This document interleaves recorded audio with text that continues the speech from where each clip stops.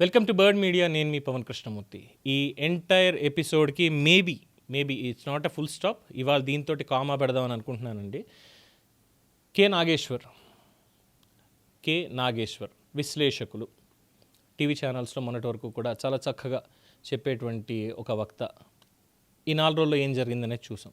అయితే ఇక్కడ నేను ఆర్టికులేట్ చేయడానికి కొన్ని పదాలు నేను అనుకున్నప్పుడు లేదు, నాకు ఈ భావం చాలా దగ్గరగా ఉంది, అసలు ఇగో ఇది కదా వెళ్ళాల్సింది అని చెప్పి అనుకున్నప్పుడు విశ్వ అని ఒక మిత్రుడు సోషల్ మీడియాలో పెట్టినటువంటి ఒక వ్యాసం చాలా అద్భుతంగా అనిపించింది. దాన్ని మీ ముందుకు తీసుకొస్తున్నా. విశ్లేషణ ఎక్కడ ముగిసింది, నాటకం ఎక్కడ మొదలైంది. ఒకప్పుడు ప్రొఫెసర్ నాగేశ్వర్ ఏదైనా మాట్లాడితే దీని వెనుక సమాచారం ఉందో ఏముందో అని జనాలు శ్రద్ధగా వినేవాళ్ళు. ఇప్పుడు ఆయన మాట్లాడిన తర్వాత జనాలు అడుగుతున్న ప్రశ్న ఒక్కటే, అసలు ఇది విశ్లేషణ లేక రాజకీయ స్క్రిప్టా?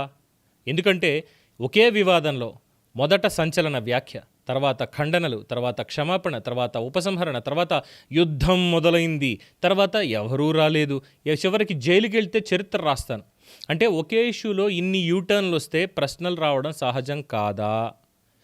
అసలు వివాదం మొదలైంది అమిత్ షా, పవన్ కళ్యాణ్, నాదెండ్ల మనోహర్ మధ్య జరిగినట్టు చెప్పబడిన ఒక రాజకీయ సంభాషణతో. ఆ మాటలు బయటకు వచ్చాయి, ప్రతిస్పందన వచ్చింది, ఖండనలు వచ్చాయి, తర్వాత వెనక్కి తీసుకోవడం కూడా జరిగింది. ఇక్కడతో కథ ముగిసిపోవాలి. కానీ అసలు నాటకం ఇక్కడే మొదలైంది. ఒకవైపేమో ఏపీ పోలీసులు రాలేదు, నోటీసులు రాలేదు అని ఆయనే ఆన్ రికార్డ్ చెప్తారు. మరోవైపేమో డీజీపీ వద్దకెళ్ళి రక్షణ, జైలు కథలు, పోరాట కథలు, జీవిత చరిత్ర కథలు, విక్టిమ్ కార్డులు. అసలు రాని అరెస్టు కోసం ముందుగానే జైలు డైరీలు రాసుకోవడం. ఇదో ఏ కొత్త రాజకీయ కళ? ఇక్కడే అసలు విషయం బయటపడింది. విషయం ఇక్కడ నాగేశ్వర్ కాదు, విషయం జనసేన కాదు, విషయం పవన్ కళ్యాణ్ కూడా కాదు. ఇక్కడ విషయం ఎలాగైనా ఈ వివాదాన్ని ఆంధ్ర వర్సెస్ తెలంగాణగా మార్చడం. Point to be noted. అందుకే చర్చ వ్యాఖ్యల మీద నుంచి జారిపోయి ఆంధ్ర వాళ్ళు ఇక్కడెందుకుంటారు, ఇక్కడ ఇళ్ళెందుకు కొంటారు, ఇక్కడ ఎలా తిరుగుతారు అనే దిశలోకి వెళ్ళింది. అసలు ఎప్పటి నుంచి నాగేశ్వర్ గారు మొత్తం తెలంగాణకి ప్రతినిధి అయిపోయారు? ఆయన విమర్శిస్తే తెలంగాణను అవమానించినట్ట, ఆయన వ్యాఖ్యల్ని ప్రశ్నిస్తే తెలంగాణ ఆత్మగౌరవంపై దాడా? ఎంత బలహీనంగా ఉందా మీ వాదన? తెలంగాణ అంటే కోట్లాది మంది ప్రజలు, ఒక వ్యక్తి కాదు, ఒక టీవీ డిబేట్ కాదు, ఒక రాజకీయ వివాదం కాదు. తెలంగాణ ఉద్యమ సమయంలో రాష్ట్రాలు మాత్రమే విడిపోతాయి, ప్రజలు కాదు అన్నారు. ఇప్పుడు మాత్రం తమ తప్పులను కప్పిపుచ్చుకోవడానికి మళ్ళీ ప్రజల మధ్య గీతలు గీస్తున్నారు. హైదరాబాద్ భారతదేశంలో ఉందా, లేక పాస్పోర్ట్ చూపించి రావాల్సినటువంటి దేశమా? విజయవాడలో తెలంగాణ వాళ్ళు ఉంటారు, హైదరాబాదులో ఆంధ్ర వాళ్ళు ఉంటారు, అమెరికాలో, యూరోప్లో, ఆస్ట్రేలియాలో, యూకేలో ఇద్దరూ ఉంటారు. విజయవాడలో తెలంగాణ వాళ్ళు ఉంటారు, ఆంధ్రప్రదేశ్లో ఆంధ్ర వాళ్ళు ఉంటారు, అమెరికాలో ఇద్దరు ఉంటారు, యూరోప్, ఆస్ట్రేలియా అన్ని చోట్ల ఇద్దరూ ఉంటారు. కానీ రాజకీయ మార్కెట్ మందగించినప్పుడల్లా ఎవరి మార్కెట్టో, పాత విద్వేషాల శవాన్ని మళ్ళీ తవ్వి బయటికి తీస్తారు. నిజం చెప్పాలంటే తెలంగాణ ప్రజలకి ఈ గొడవ అవసరం లేదు, ఆంధ్ర ప్రజలకి ఈ గొడవ అస్సలు అవసరం లేదు. కానీ కొంతమంది రాజకీయ వ్యాపారులకు మాత్రం ఇది ఆక్సిజన్. మొక్కజొన్న రైతులు కష్టాల్లో ఉంటే రౌండ్ టేబుల్ ఉండదు, నిరుద్యోగులు రోడ్ల మీద తిరిగితే అత్యవసర సమావేశాలు ఉండవు, ధాన్యం వర్షంలో తడిస్తే మేధావుల ఆగ్రహ సభలు కనిపించవు. కానీ ఆంధ్ర, తెలంగాణ అని ఒక చిన్న అగ్గిపుల్ల వేస్తే మాత్రం వెంటనే మైకులు వస్తాయి, కెమెరాలు వస్తాయి, హెడ్లైన్లు వస్తాయి, హ్యాష్ ట్యాగ్లు వస్తాయి, హఠాత్తుగా ఆత్మగౌరవ యోధులు పుట్టేస్తారు. ఎందుకంటే వాదనతో గెలవలేని వాళ్ళు భావోద్వేగాల్ని వాడతారు, భావోద్వేగాలతో కూడా గెలవలేని వాళ్ళు చివరికి ప్రాంతాలని కొట్టిస్తారు. అక్కడే విశ్లేషణ చనిపోతుంది, అక్కడే నమ్మకం కూలిపోతుంది. ఒక రాజకీయ పార్టీ ఓడిపోవడం పెద్ద విషయం కాదు, కానీ ఒకప్పుడు ప్రజలు నమ్మిన విశ్లేషకుడి మాటను ఇప్పుడు ప్రజలు అనుమానంతో చూడడం మొదలు పెడితే అది ఒక్క వ్యక్తి ఓటమి కాదు, ప్రజా చర్చా స్థాయి కూలిపోతున్న సంకేతం. థ్యాంక్ యూ విశ్వ, అద్భుతంగా ఉంది. నేను అనుకున్నటువంటి దాంట్లో ఇంకా ఎక్కువే చెప్పారు మీరు. సో ప్రొఫెసర్ చెప్పినటువంటి పాఠం సెల్ఫ్ విక్టిమైజేషన్. ఎస్, నేనే బాధితుణ్ణి, నన్ను ఇక్కడ అనేసారు, నేను నా గొంతును వదులుకోవాలా, నా జ్ఞానాన్ని వదులుకోవాలా, చస్తే వదులుకోను, జైల్లో పెడతారా, ఇప్పటికీ అదొక్కటే ఎక్స్పీరియన్స్, అది వెళ్ళి జైల్లో జీవిత చరిత్ర రాసొచ్చేస్తా పరిపూర్ణమైపోతుంది. పిహెచ్డి చేసినటువంటి వ్యక్తి మాట్లాడాల్సినటువంటి మాటల జైలు ఎక్స్పీరియన్స్ కావాలంటే గెస్ట్ల కింద కూడా తీసుకెళ్తున్నారు ఈ మధ్యన, కావాలంటే వెళ్ళి రావచ్చు ఒకసారి. లేదంటే నిన్న డీజీపీ దగ్గరికి వెళ్ళారు కదా, బయటకు వచ్చేటప్పుడు అక్కడ ఉన్నటువంటి హోమ్ గార్డ్నో ఇంకొకరిని ఎవరో ఒకరిని కొట్టుంటే దానిలో లోపలికి తీసుకెళ్లేవాళ్ళు ఆ ఎక్స్పీరియన్స్ కోసమే. అయితే ఎక్కడైపోయారు బాధితులు? బేషరతుగా నేను వెనక్కి తీసుకుంటున్నాను అన్నారు. సోషల్ మీడియాలో కామెంట్లు పెట్టే వాళ్ళకి చెప్తున్నాను కదా, ఎవరి భావోద్వేగం వాళ్ళది. గతంలో కూడా ఈయన ఇలాగే చేశారు. సేమ్ అప్పుడు కూడా ఇలాంటి ఒక విక్టిమ్ కార్డ్నే ప్లే చేశారు. ఏంటో తెలుసా, తిరుమల లడ్డు ఇష్యూలో ఈ బీఫ్ టాలో ఫిష్ ఆయిల్ ఇవి ట్రేసెస్ ఉన్నాయి అని, దానికి అది ఎన్డీడీబీ రిపోర్ట్ కానీ ఎఫ్సిఆర్ఐ రిపోర్ట్ అది కానీ, తర్వాత ఇంకా వచ్చినటువంటి రిపోర్టుల్లో ఏవైతే ఉన్నాయో లెస్ దాన్ 10% ఇవన్నీ మనం మాట్లాడుకున్నాం కదా. అప్పుట ఎవరో ఫోన్ చేసి ఈయనకి బెదిరించారట. ఎరా నువ్వు అన్నీ మాట్లాడతావు, అందులో ఇవి ఉన్నాయని ఎందుకు చెప్పవరా, నువ్వు చెప్పకపోతే నా కొడక అచ్చేస్తాం ఇచ్చేస్తాం అని చెప్పి బూతులట, బెదిరింపులట. వెంటనే ఇవన్నీ తీసుకెళ్ళి డైరెక్ట్గా లోకేష్కి ఫార్వర్డ్ చేశారట. లోకేష్ గారు మీరు ఆపించండి ఇది అని చెప్పని. అక్కడికేదో లోకేష్ మనుషులే దగ్గరుండి చేసినట్టు. అది పోలీసులకి మనం చెప్తే ఇప్పటిదాకా కమ్యూనికేషన్ లేదు. కనీసం మాకన్నా ఇవ్వండి సార్, మేమన్నా దాన్ని ఇన్వెస్టిగేషన్ చేస్తాము, పబ్లిక్లో పెడతాం, ఇలాంటి ఒక మంచి ప్రొఫెసర్ని ఈ మాట అన్నందుకు అని అంటే నో రెస్పాన్స్. ఇప్పటికీ రెస్పాన్స్ లేదు దానికి. కానీ ఇప్పుడు వచ్చి 2 రోజుల నుంచి జరుగుతున్నటువంటి చూస్తే ఇక్కడ ఒకటేం చేశారు తెలుసు, జనసేన తెలంగాణ వింగ్ మొత్తాన్ని యాక్టివేట్ చేశారు. జనసేన వాళ్ళని మొత్తం యాక్టివేట్ చేశారు. సరే, వచ్చినటువంటి వాళ్ళకి నోటాకు వచ్చాయా, ఇంకేం ఓట్లు వచ్చాయా, ఇంకోట, ఇవన్నీ పక్కన పెడితే నిబద్ధతతో వాళ్ళ పని చేసుకుంటూ వెళ్తున్నారు. అది ఒకటైంది.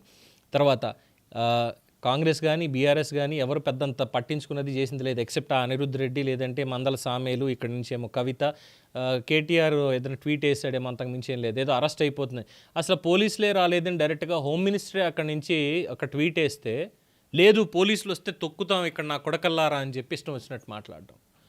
దాంట్లో మళ్ళీ ఏం చేశారో తెలుసా వీళ్ళు, లోకేష్ని తిట్టడం. వాడు అంటాడు లోకేష్ గారు వస్తాడట, వాడు నాకున్నటువంటి విశ్వసనీయ సమాచారం ఎలాగైనా తీసుకెళ్ళండి, నా కొడుకుని తీసుకొచ్చి లోపల వేయాల్సిందే, అక్కడ దెబ్బకి తెలంగాణ అంతా అందరూ భయపడాల్సిందే మాట్లాడాలంటే అంటాడంట. రారా నువ్వు వస్తావో, నీ చెంచాలు వస్తారో, నీ అయ్యి వస్తాడు అంటూ ముఖ్యమంత్రి గారిని పట్టుకొని ఇటువంటి మాటలు మాట్లాడారు. అక్కడి నుంచి తీసుకొచ్చి అక్కడ నాగారా లేదు, అక్కడి నుంచి తీసుకొచ్చి ఇక్కడ ముఖ్యమంత్రి రేవంత్ రెడ్డి గారిని కూడా చంద్రబాబు ఇంటి దగ్గర ఉండేటువంటి కుక్క అని చెప్పి ఇక్కడ కూడా వీళ్ళని ఇంత పరుష పదజాలంతో ఇంత అగౌరవంగా మాట్లాడారు. బట్ ఇప్పటికి ఇక్కడ తెలంగాణ పోలీసులు కూడా కేసులు ఏం పెట్టలా. ఇంకా దీని అంతటికీ ఈ సెల్ఫ్ విక్టిమైజేషన్ అనే కార్డ్ యూజ్ చేసినటువంటి K Nageshwar is the main reason. మరి ఆయన ఎప్పటి నుంచి తెలంగాణ వాదాన్ని మోసుకుంటూ వెళ్తున్నాడో తెలియదు. ఆయన చేసినటువంటి పని బ్యాక్ ఫైర్ అయ్యేసరికి ఇంకా దీన్ని ఏమైనా తీసుకొచ్చాడా అనేటువంటిదే ఇక్కడ ప్రధానంగా ఉన్నటువంటి ఒక పాయింట్. మరి ఏమనాలి? ఒకసారి వీడియోల్లో ఎంత గొప్పగా గౌరవంగా సంబోధించి చెప్పినప్పటికీ కూడా వారి మీద ప్రజల్లో ఉన్నటువంటి అవుట్రేజ్, ఇప్పుడు ప్రజలే తిడుతున్నారు, డైరెక్ట్గా ప్రజలే తిడుతున్నారు. ఆయన ఎక్కడ ప్రొఫెసర్ అండి, ఐఏఎస్లకి పాఠాలు చెప్పానంటాడు, ఉన్న క్రెడిబిలిటీ మొత్తం పోగొట్టుకున్నాడు కదా. ఏంది ఐఏఎస్లకి ఇవా చెప్పేది పాఠాలు, ఆ సందుల్లో గుందుల్లో ఇది అని చెప్పి ఆయన చెప్పినటువంటి పాఠాలని చెప్పి తిడుతున్నారు. ఏమైంది? నిన్నటిదాకా ఎవరెస్ట్ అంచును కూర్చున్నాడు విశ్లేషకుడుగాను, లేదంటే మేధావిగా చక్కగా నాగేశ్వర్ అంటే ఇది అని. కానీ ఈరోజు ఏంటి పరిస్థితి? ఏమీ లేదు, పూర్తిగా అధపాతాళానికి పడిపోయినటువంటి పరిస్థితి. కూర్చుని ఇంకా మళ్ళీ ఏవో గాలి కబుర్లు చెప్పుకోవడమే, అంతర్జాతీయ స్థానాల ఇంకోటి ఆయన యూట్యూబ్ ఛానల్లోనా ఇంకో ఛానల్లోనా వెళ్ళి చెప్పుకోవడమే. ఆయనకి ఎక్కడొచ్చేసిందంటే ఆయన్ని పేటీఎం అన్నారట, అందుకని కోపం వచ్చేసిందిట. ఎవడో కార్యకర్త అన్నాడు, ఎక్కడి నుంచి వచ్చింది ఆయనకి వార్త అని. మరి జర్నలిస్ట్గా పనిచేసినప్పుడు అది చెప్పాలి కదా. ఆయనతో కలిసి పనిచేసినటువంటి శిష్యులు కూడా ఈరోజు ఆయన స్థాయి ఏంటి మరి ఇంతలా దిగజారిపోయింది, ఎప్పటి నుంచి చేస్తున్నారు.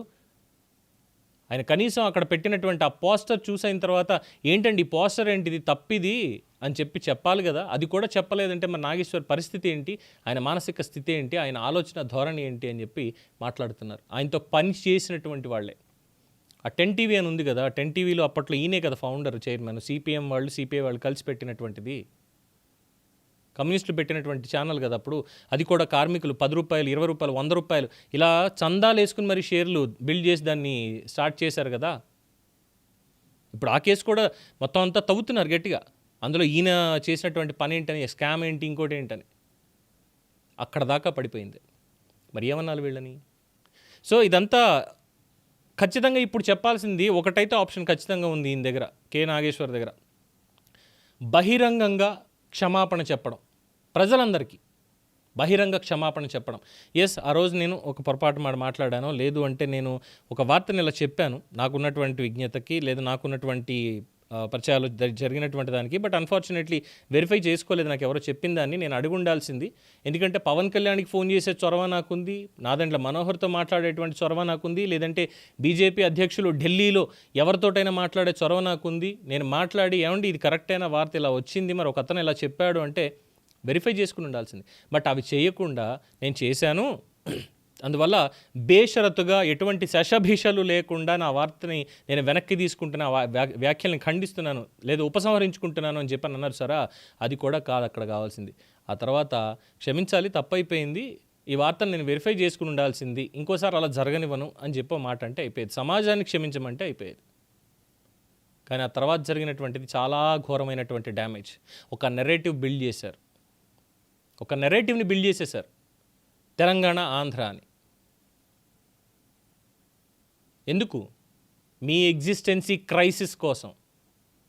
మీ ఎగ్జిస్టెన్సీ క్రైసిస్ కోసం మీకు ఇంకా మాట్లాడడానికి ఏది లేదు అనుకున్న దగ్గరకు వచ్చేసరికి ఇప్పుడు సరికొత్తగా ఆంధ్ర తెలంగాణ విభజనవాదం. 12 ఏళ్ళు అయింది విడిపోయి 12 ఏళ్ళు అయింది.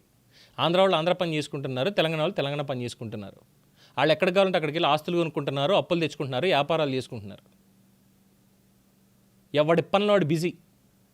భారతదేశ పౌరుడిగా ఎక్కడన్నా ఉండొచ్చు, ఇక్కడికి రావాలంటే ఇక్కడ ఉండాలంటే అన్నీ మూసుకుని ఉండాలి. ఇది ఎవడు పెట్టాడు రూల్స్? ఎవడు పెట్టాడు?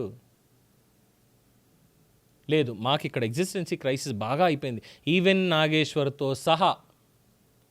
సో ఆద్యుడు ఆయనే కాబట్టి, ముగిస్తాను అన్నది ఆయనే కాబట్టి, ఇప్పుడు ఉన్నటువంటిది ఒక్కటే ఏంటంటే బహిరంగ క్షమాపణ ఆయన అందరికీ చెప్పి తీరాల్సిందే. ఎవరితోటైతే రౌండ్ టేబుల్ సమావేశం పెట్టించారు, ఇదంతా కూడా ఒక లెఫ్ట్ భావజాలంతో ఉన్న వాళ్ళందరూ కూర్చున్నారు. అయితే మొన్న ఒక చర్చ సందర్భంగా మాట్లాడుతున్నప్పుడు ఒక డిస్కషన్ వచ్చింది స్నేహితుల మధ్యలో అన్నప్పుడు, లేదు దీన్ని చూస్తుంటే అమిత్ షా ఆపరేషన్ కగార్ ఏదైతే స్టార్ట్ చేసి అడవుల్లో ఉన్నటువంటి ఈ మావోయిస్టులందరినీ కూడా బయటకు వచ్చేలా చేసి నక్సలిజం అనేటువంటిది లేకుండా చేస్తామన్నారు చూసారా, దానికి సంబంధించి దీనికి ఏమన్నా లింక్ ఉందా? నక్సలిజం అక్కడ అలా అయిపోయింది కాబట్టి ఇక్కడ అర్బన్లో మేధావితనంతో ఇలాంటివి ఏమైనా మొదలు పెట్టాలి, ఇలాంటి రప్చర్ చేయాలన్నటువంటి ఆలోచన ఏమైనా చేస్తున్నారా అన్నటువంటి ఒక అనుమానాన్ని కూడా చాలామంది ఎక్స్ప్రెస్ చేశారు. సో దీనికి కూడా మిస్టర్ నాగేశ్వర్ డెఫినెట్గా సమాజానికి ఒక క్షమాపణ చెప్పాలి, ఒక వివరణ కూడా సవివరంగా ఇవ్వాలి. ఇదే చాలామంది కోరుకునేది. వన్స్ అగైన్ థ్యాంక్ యూ విశ్వ, మీ ఆర్టికల్ అయితే చాలా బాగా నచ్చింది. Thank you very much. దీని మీద మీ అభిప్రాయం తెలియచేయండి. చూస్తూనే ఉండండి ది బర్డ్ మీడియా.